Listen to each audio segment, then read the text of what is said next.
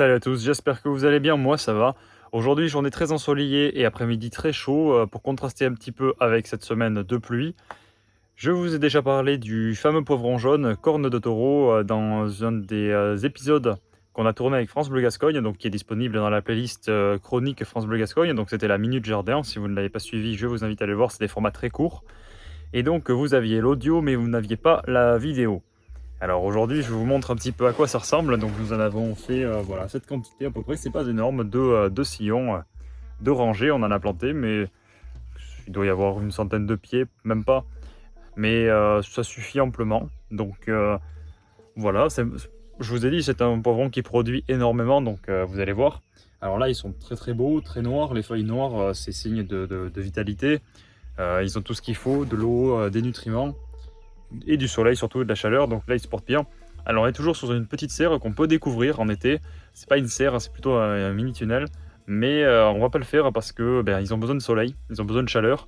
On a également le persil ici et le basilic, des plantes qui ont également besoin de chaleur pour pousser. Les poivrons sont très sucrés et très doux. Vous voyez déjà qu'on n'a même pas commencé à en ramasser. Il y en a déjà 1, 2, 3, 4, 5, 6, 7, 8, 9 au pied. Donc on va avoir les premiers qui vont peut-être avoir une forme un peu bizarre. Celui-ci, il va certainement pas trop se développer. C'est normal, les premiers sont toujours un petit peu stressés, voilà. Ça arrive aussi à les piments qui, au lieu de pousser droit, poussent un petit peu en, déformé. C'est pas bien grave. Alors, ils font des jolies fleurs blanches qui vont être pollinisées et qui vont ensuite donner un poivron. Voilà. Donc, quand vous voyez le nombre de fleurs, vous pouvez imaginer à peu près la récolte que ça va donner. Alors, pour ce qui est du tutorage, eh bien, on a tout simplement tendu un fil sans aucun support, simplement attaché aux deux bouts du tunnel, de la serre. Et on va dire que c'est une structure qui s'auto-retient. Alors, les tiges sont assez cassantes du poivron. Donc là, vraiment, si vous forcez un petit peu dessus, ça va se casser. Et ensuite, avec du poids, là on peut voir que c'est des piments qui pèsent, ces poivrons qui pèsent avec entre 200 et 300 grammes pour les plus gros. Et s'il y en a beaucoup par branche, vous allez finir par les casser.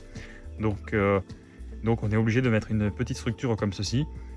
Vous pouvez très bien mettre également un tuteur comme pour les tomates ou autres, ça peut fonctionner. Simplement, il y a beaucoup de branches et on essaye, nous, de les garder entre ces deux fils.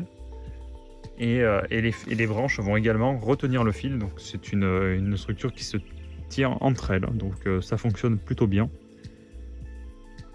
Rien ne nous empêche ensuite de relever le fil une fois parce que ça va évidemment grandir un peu plus en hauteur.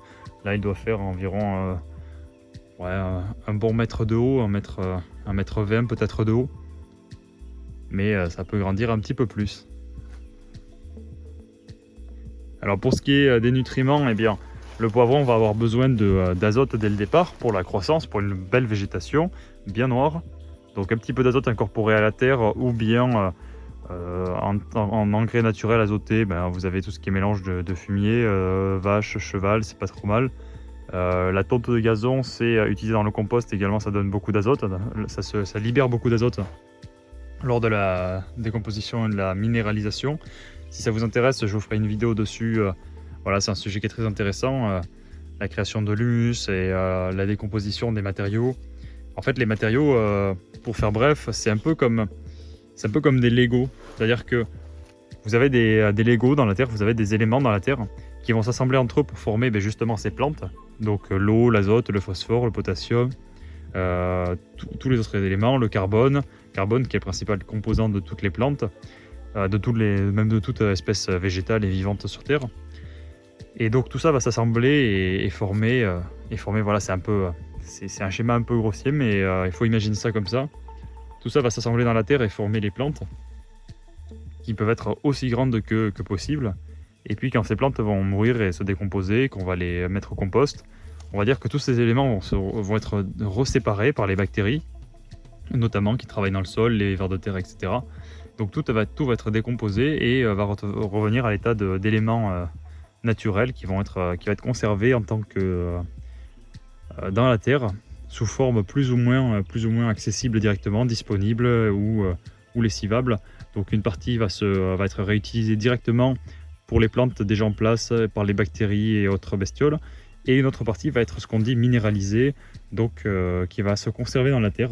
C'est comme ça, c'est ce qu'on appelle une terre qui est riche en humus, mais voilà, c'est une terre qui a beaucoup d'éléments disponibles pour les plantes.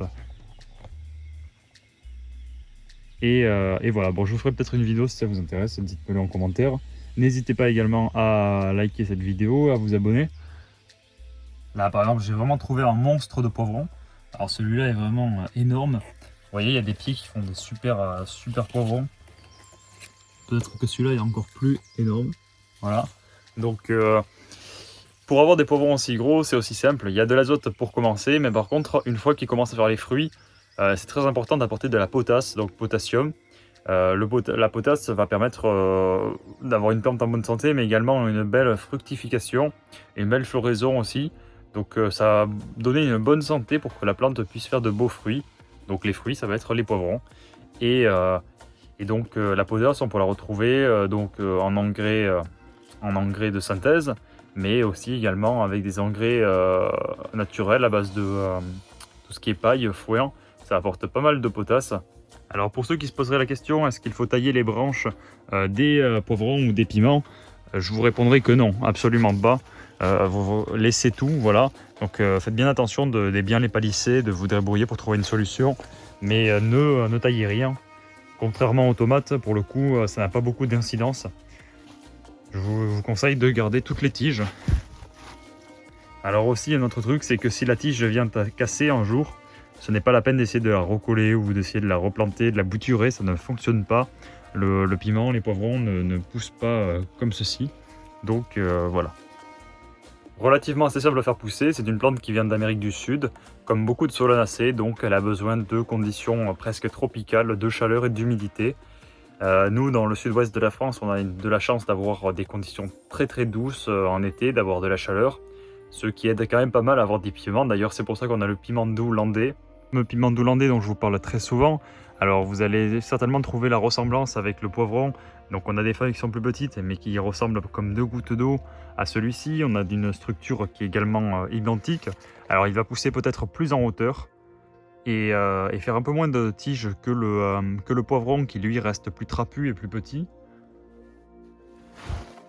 Et bien c'est un peu à l'image du fruit, donc vous voyez le piment doux, celui-ci est un peu petit encore, mais c'est un piment long qui ressemble vraiment à un beau piment qui peut être assez grand.